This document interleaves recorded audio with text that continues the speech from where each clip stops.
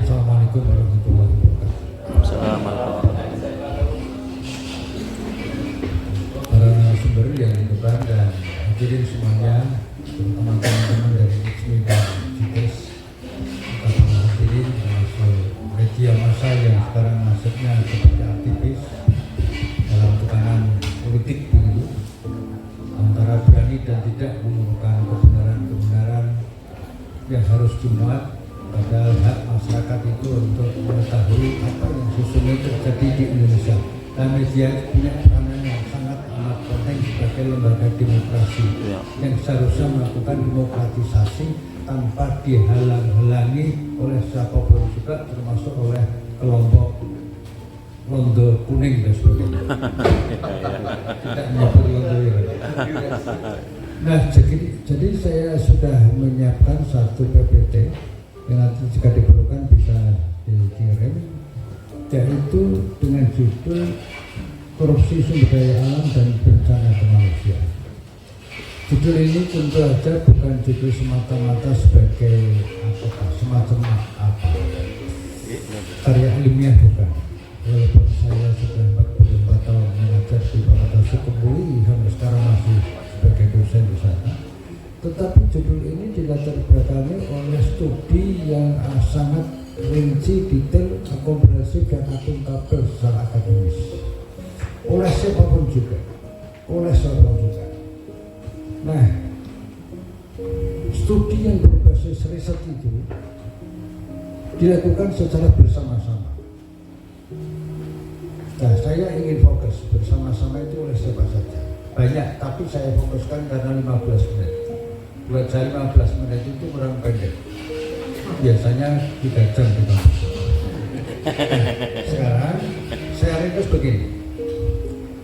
Lembaga sebelum saya sebut lembaganya itu atau apa namanya organisasi itu, saya ingin menyampaikan fakta terlebih dahulu. Saran yang kami temukan, bukan saya, itu ada satu fakta yang sangat valid mendukung bahwa korupsi ini sudah bukan penyakit lagi. Tapi kalau dikatakan budaya bangsa, saya sampai saat ini tidak enak memperkuatnya, menyebutnya sudah enggak. Sebab harus ada ukuran metodologis untuk menyatakan ini budaya bangsa. Apalagi bangsa itu juga terdiri dari rakyat juga. Rakyat itu korban korupsi, yes. Korban kemiskinan sosial, budaya, ekonomi, HAM, keamanan, hankam, yes. Korban pendidikan, yes. Kapitalisasi. Misalnya sekarang ini pendidikan formal lebih menjadi industri, tukang pasar yang orientasinya market. Dan market kita itu kapitalistik dan liberalistik. Itu kampus manapun juga, kecuali yang tidak. Nah, di saat kampus seperti itu, yang seharusnya sebagai Center of Excellence kampus itu, ya, itu pada misi pokok kampus melahirkan pemimpin leader dengan strong leadershipnya. Strong leadershipnya itu berbasis akademis. Akademis mustahil kalau hanya bermain pada narasi, literasi saja tanpa riset. Jadi riset ini kata sangat kunci, Pak. Sekarang ini di dunia manapun juga, di negara manapun juga, kata riset menjadi penting karena sedang ada proses dehumanisasi secara global. Nah, Indonesia bagian dari itu dan mengambil manfaat dari dehumanisasi itu bagi kelompok kecil penikmat yang memilih jalan yang susah tersebut. Nah, gambaran besarnya begini. Saya ambil tadi korupsi itu bencana kemanusiaan. Mulai 2065 sampai akhir periode Soeharto yang otoritarian banget itu terjadi korupsi yang sebenarnya sudah sangat STM, sistemik, terstruktur, masif. Tetapi cirinya di era Orde Baru itu, era Soeharto itu, dengan tulang punggung Golkar, ABRI, Polri, dan konglomerat sekarang Taipan, itu bersifat sentralistik, dikendalikan langsung oleh istana. Nah, saya bandingkan dengan era pasca Soeharto sekarang ini, sampai sekarang ini. Saya nggak mau menyebut lagi era reformasi karena sudah wafat, karena oleh pembunuhan politik. Jadi terpaksa wafatnya reformasi itu juga kesalahan di antara kita semua. Kita itu bangsa, unsur-unsur bangsa tadi. Nah, setelah kami amati, maka dengan diamnya sipil elemen-elemen tersebut yang saya sebutkan, maka proses korupsi yang sekarang ini selain sentralistik juga desentralistik. Pusat ya, daerah-daerah ya, karena daerah-daerah itu melakukan satu proses kejahatan politik itu lewat komando pusat. Jadi ada proses hilir hulu, ada dirjen hilirisasi, ada yang kaitannya dengan. Nah, karena STMisasi tadi dan diperkuat dengan hulu dan hilir. Hulu itu pusat, pemerintah pusat, lembaga negara pusat, terutama eksekutif legislasi. Penegak hukum akhir-akhir ini juga digeret ke sana. Dan sebagian besar sukses. KPK saja dalam saat ini, walaupun di bawah itu masih banyak orang-orang yang very good, tapi atasnya itu masih tetap dalam bayang-bayang hulunya. Nah, maka di saat seperti itu, akhirnya korupsi ini menjadi cermin permainan busuk, gelap, senyap sekaligus hulu dan hilir. Akibatnya adalah kemanusiaan sebagai bencana nasional. Singkat kata, pada poin ini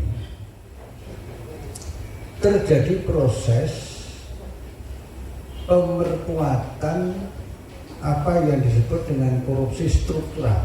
Datanya ada nih, sudah semua di dalam PPT. Apa itu? Yaitu ada korelasi antara hulu dengan hilir. Hulunya apa? Yang sekarang saya sebutkan itu proses pemilu 2000, kami melakukan penelitian bersama. Saya intent di dalamnya. Kami mengambil contoh 2004 pemilu SBY, 2009 SBY, 2014 menangi Jokowi, terus 2019 dimenangi Jokowi, terus 2024 dimenangi Jokowi lagi. Tapi diwakili Prabowo sama itu. Sehingga rutan-rutan yang ini bangsa kita itu walaupun menderita tapi masih bayangkan aja kalau orang yang sebetulnya koruptor itu nggak bisa putar-putar marah, anda asik. Kita yang di sini bisa guyon-guyon, jangan serius-serius jadi orang Indonesia ini, karena kita sedang hidup di negara yang tidak pernah dipimpin oleh orang-orang serius. Tapi kita sungguh-sungguh, tapi jangan terlalu serius, khawatir stres nanti. Sambil ngopi-ngopi ini.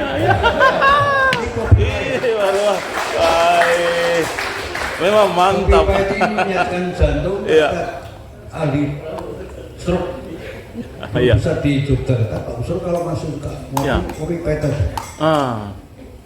Saya tawar, Pak Profesor, saya itu hidup saya sudah puluhan tahun pahit.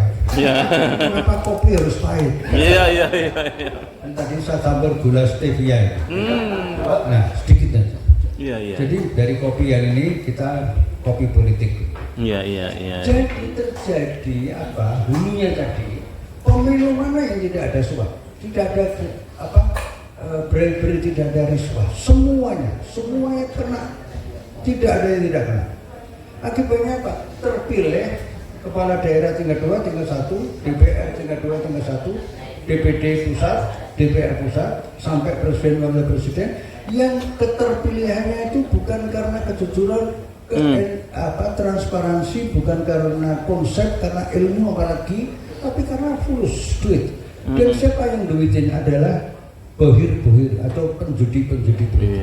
Sehingga program-program tingkat 2, 1 sampai pusat itu program pusat sampai perda-perda undang-undang itu terindikasi pesanan dari bohir-bohir tadi itu. Bohir-bohir di pusat sampai daerah. Nah, akibatnya dapat data. Data ini kami peroleh dari KPK yang original, yang ori.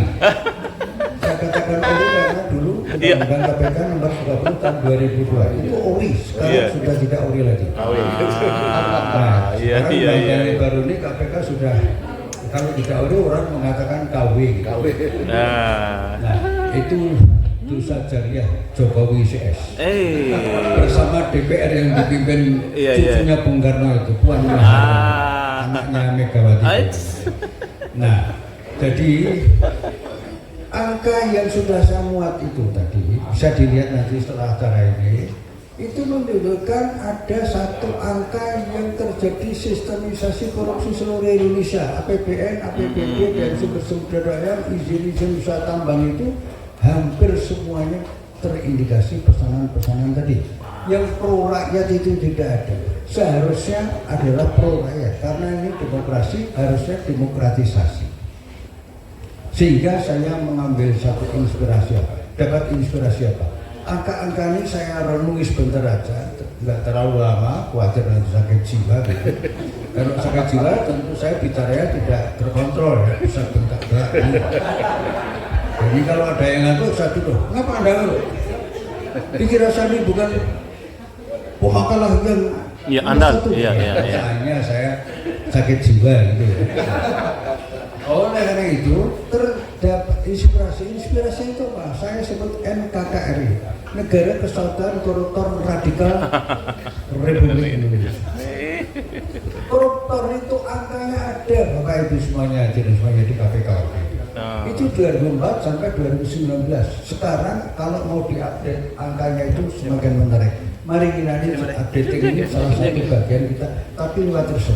Nah, Selios ini salah satu lembaga NGO yang betul-betul menunjukkan karakter, wajah, orientasi, demokrasi dan konsisten melakukan demokratisasi. Kebetulan saja namanya Mas Bima. Bima itu dalam tokoh wayang memang tokoh yang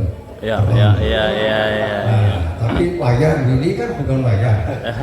Oleh karena itulah maka dengan data tentang korupsi yang sistemik tadi, saya ingin menambah akan dipenuhi oleh oleh narasumber yang lain. Nah, jadi saya katakan bahwa mengapa itu terjadi? Hulunya itu. Yang kedua, hulu yang kedua. Itu setelah kami kaji dengan semakin teliti, ya, dengan sejumlah ilmuwan dan sebagainya, saya mengajukan 3 pertanyaan. Satu pertanyaan dengan 3 poin. Tolong dikoreksi teman-teman semua. Sumber dari segala sumber petaka politik sekarang ini yang menyebabkan ketimpangan, ketidakadilan sosial di segala bidang sekarang ini, itu adalah bencana politik ini karena 3 hal. 1, undang-undang partai politik, 2, undang-undang pemilu, 3, undang-undang partai politik. Selama ini tidak didekonstruksi, tidak direvisi total oleh elemen-elemen masyarakat termasuk di daerah-daerah secara utuh, maka pemilu 29 yang datang akan lebih buruk daripada yang kemarin itu. 2034 akan semakin lebih buruk. Nama-nama sejumlah orang sudah disebut-sebut dan sama sekali dilakukan kelayakan, tapi punya ambisi untuk tetap. Nah, ketika jabatan-jabatan publik itu sudah direbut dengan ambisi saja, tanpa karakter moral, integritas, akhlak, etika, ilmu, maka saya menjadi teringat. Apabila suatu urusan kamu serahkan kepada bukan ahli, tunggulah saat keaturannya. Yang mengatakan begitu itu orang yang sangat dihargai oleh Allah sendiri. Siapa? Muhammad sallallahu alaihi wasallam. Idza usidal amru ila bi ghairi antadiri saat. Itu hadis jelas hadis. Nah, sekarang ini sudah terbukti. Bukan ahlinya itu bukan ahli dalam arti teknokrasi, tapi integritas itu termasuk. Bagaimana kalau enggak? Iya. Makanya kami menempuh jalan yang ada. MBG kami gugat ke JR. Walaupun putusan Mahkamah Konstitusi sedikit saja, lumayan kelasnya ini. Tetapi banjirnya di mana? Karena harus tunggu 28.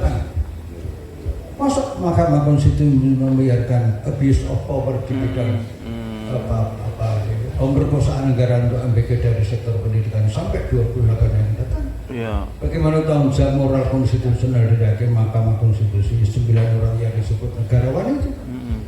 Nah, undang-undang yang terkait dengan PSN sudah kami ajukan JR ke sana. Saya ikut memohon, tapi sebagai pribadi bersama aktivis yang lain-lain. Tidak sebagai Muhammadiyah, enggak. Muhammadiyah biar mengurusi pencerdasan aja. Walaupun terpaksa ikut MBG dan sebagainya. Ini saya enggak setuju itu. Nah, terus undang-undang PSN ini kami gugat sampai sekarang sudah 10 bulan tidak ada putusan MK. Terus undang-undang yang terkait sebelum MBG itu apa? Iya. Saya deklar. Itu MBG ada 3. Nah, kenapa kami memilih? Karena kami ingin beri contoh kepada rakyat bahwa kami ini aktivis yang sehat, tidak memakai jalan-jalan yang tidak senonoh, main buzzer dan sebagainya. Itu kami hindari. Main tulisan-tulisan yang tidak bertanggung jawab secara moral, kami menempuh jalan JR. Soal putusan MK seperti itu ya sudah. Nah, tapi sekarang ini saya mulai bergeser pikiran saya. Kalau orang mau mengajukan JR, mesti harus berpikir loh. Putusan MBG kemarin itu sangat tepat untuk menjadi kajian di daerah-daerah juga. Jangan hanya di Jawa saja. Menarik sekali. Kalau kampus dimanapun juga di Sulawesi yang korban berbagai bencana alam itu dan seterusnya itu mengambil inisiasi bersama-sama Indonesia Timur yang lain. Dan ini kemarin sesungguhnya saya datang ke sini itu antara mengunjungi menjadi narasumber bersama Mas Bima ini untuk acara Persatuan Gereja Indonesia Pusat yang diadakan di ujung pandang untuk Indonesia Timur. Tapi mendadak dibatalkan karena faktor eksternal. Itu PGI. Saya nggak bisa menjelaskan faktor eksternal. Tanya pada teman-teman di PGI sana. Tapi paling nggak PGI, MBI dulu juga itu sudah melakukan hal yang sama, juga digagalkan. Gejala apa? Anomali politik. Nah yang terakhir, ini faktor budaya. Jangan lupa bahwa beberapa hal yang tadi saya sampaikan mengawali tadi itu setelah kami kaji, terakhir kajian kami itu datang ke fisik UI di Tipo, ditemui oleh dekan dan sebagainya. Ada diskusi kira-kira 2 jam. Ada beberapa antropolog.